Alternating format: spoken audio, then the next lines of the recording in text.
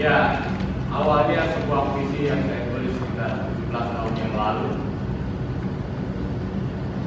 Dan pada suatu malam beberapa tahun yang lalu, ketika saya sedang menonton berita di televisi, saya mendapatkan nada yang tiba-tiba terngiang-ngiang di kepala saya. Dan jadilah puisi tadi. Berita yang saya tonton waktu itu adalah tentang seorang koruptor yang baru saja mendapatkan vonis oleh hakim, dan kemudian dia keluar dari ruang pengadilan, berjalan di antara kerumunan publik sambil tersenyum, melambai-lambaikan tangannya. Astaga, saya sangat terperangah melihat itu. Kemudian dilanjutkan dengan berita seorang pemerkosa dan pembunuh. Dan kebetulan ketika diwawancarai oleh reporter televisi, orang ini sambil tertawa-tawa menjelaskan peristiwa yang dia lakukan. Saya bingung. Mungkin mereka pikir mereka selebriti, jadi mereka bisa setelah melakukan tindak-tindak kesalahan seperti koruptor tadi yang setelah merampok uang negara triliunan rupiah, dia bisa tersenyum, melambai-lambaikan tangan, dia berjalan seolah-olah dia Miss Universe. Atau si pemerkosa tadi yang ketika ditanya kenapa melakukan tindakan pemerkosaan, dengan enteng dia jawab, ya saya nggak tahan melihat rok mini mbak. Atas kenapa dibunuh? Ya salah sendiri, kenapa dia nggak berhenti-berhentinya teriak. Semakin saya bingung, saya bertanya-tanya, apakah orang-orang ini punya nurani? Apakah ada sedikit rasa bersalah yang ada dalam diri mereka? Benar-benar membuat saya bingung. Ya. Seandainya pada saat itu mereka kelihatan bersalah, barangkali pertimbangan saya tidak akan terlalu sebesar itu. Tapi ternyata tidak. Mereka merasa biasa-biasa saja.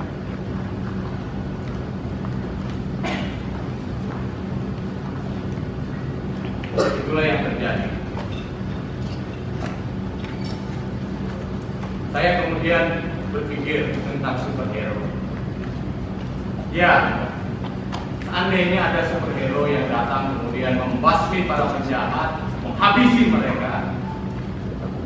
Tapi kemudian saya berpikir, bukankah kehadiran superhero justru menunjukkan bahwa masyarakat berada pada arah yang salah?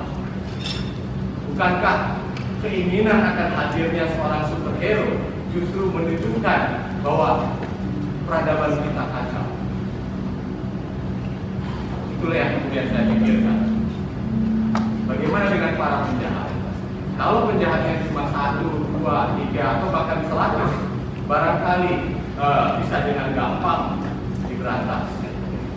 Tapi bagaimana kalau penjahatnya adalah mayoritas? Dan bagaimana kalau penjahatnya termasuk kita? Kita juga penjahatnya. Saya semakin berada pada kebingungan. Kemudian saya berpikir, ya, saya ingat puisi saya tadi lahir dari ketakutan saya pada diri sendiri. Dalam diri saya ada kejahatan, dan kejahatan ini sama seperti semua orang yang lain. Kalau tidak dikendalikan, akan melukai banyak orang.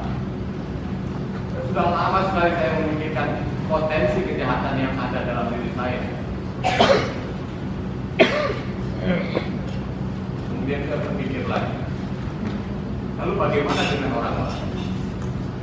Bagaimana dengan teman saya yang tanpa malu menjilat ludahnya sendiri cuma demi jabatan. Bagaimana dengan seorang sahabat saya yang dengan gampang mengkhianati orang yang pernah menolongnya cuma supaya dia aman?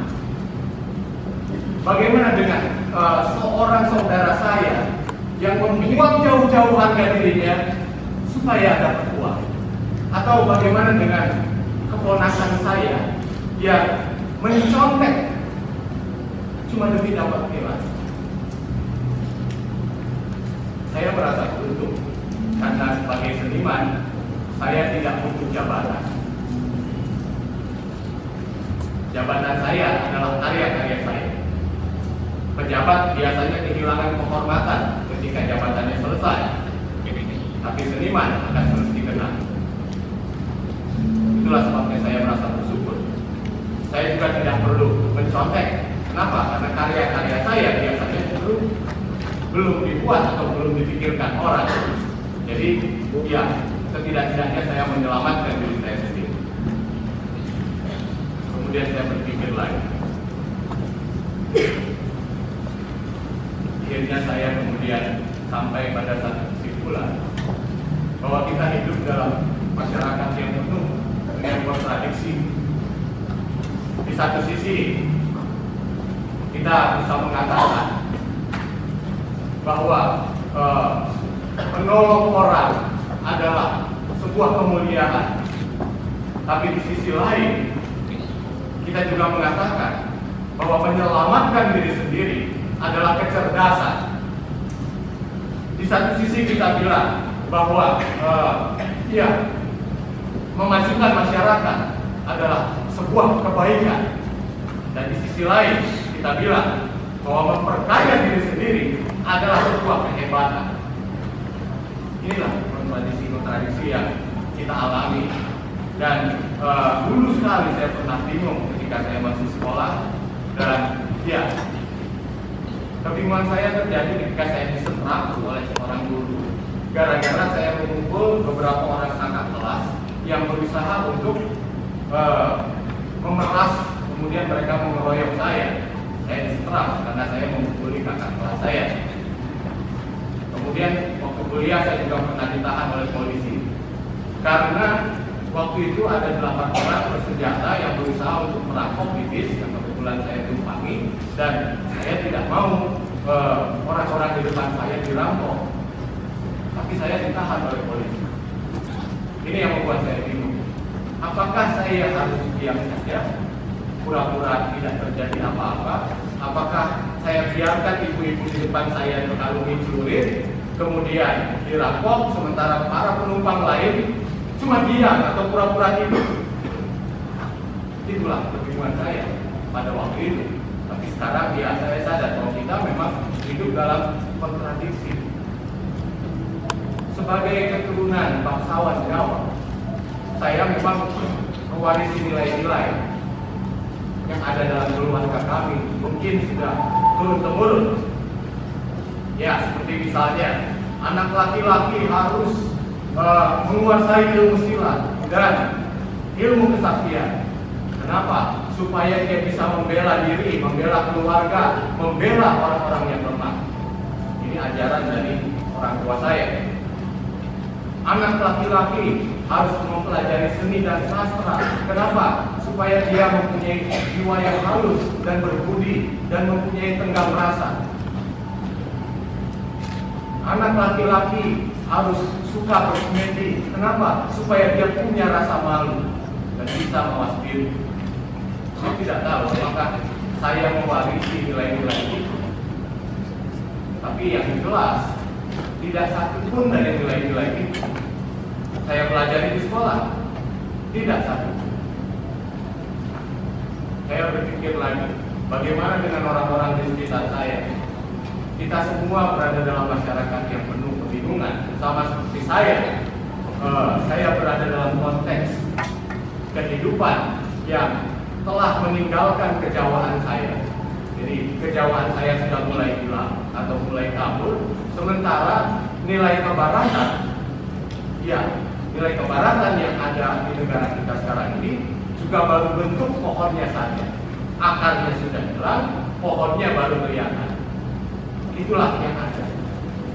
Saya ingat lagi kemudian tentang sejak awal bukankah negara kita ini hadir dalam kebingungan seperti ini. Ada sebuah pernyataan misalnya yang menyatakan bahwa kami adalah pewaris syah dari kebudayaan dunia, dan kebudayaan ini akan kami teruskan dengan cara kami sendiri. Ini tahun 45 para budayawan melakukan ini. Kemudian dari sini kita bisa membuat catatan. Setidak-tidaknya ada dua yang saya catat. Yang pertama, pernyataan tadi adalah bahwa demi persatuan, kesatuan, dan kemajuan, Indonesia harus merangkul satu budaya baru, dalam hal ini budaya barat. Ini yang pertama. Dan yang kedua, bahwa karena kita tidak percaya diri kita bisa benar-benar menjadi barat, maka kita berhak untuk menafsirkan dan menerapkan kebudayaan barat dengan cara kita sendiri. Jadi dengan kata lain, boleh saja kita mengaku sebagai pewaris kebudayaan handphone yang sekarang ada di saku masing-masing orang. Kemudian yang kita gunakan handphone ini dengan cara kita sendiri, misalnya untuk mengulek sambal. Sah-sah saja. Inilah yang terjadi.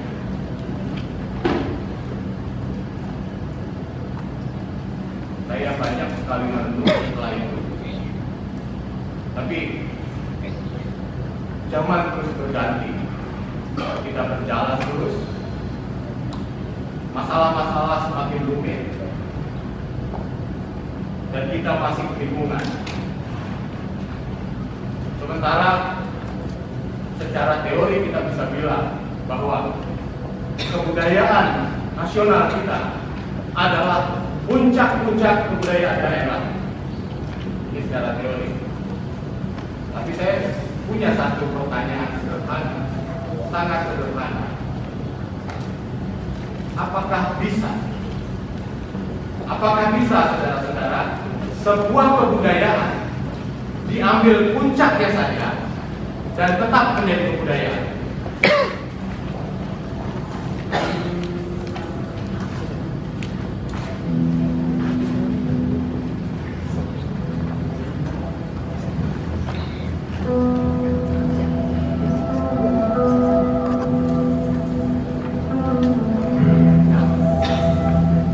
Selama 20 tahun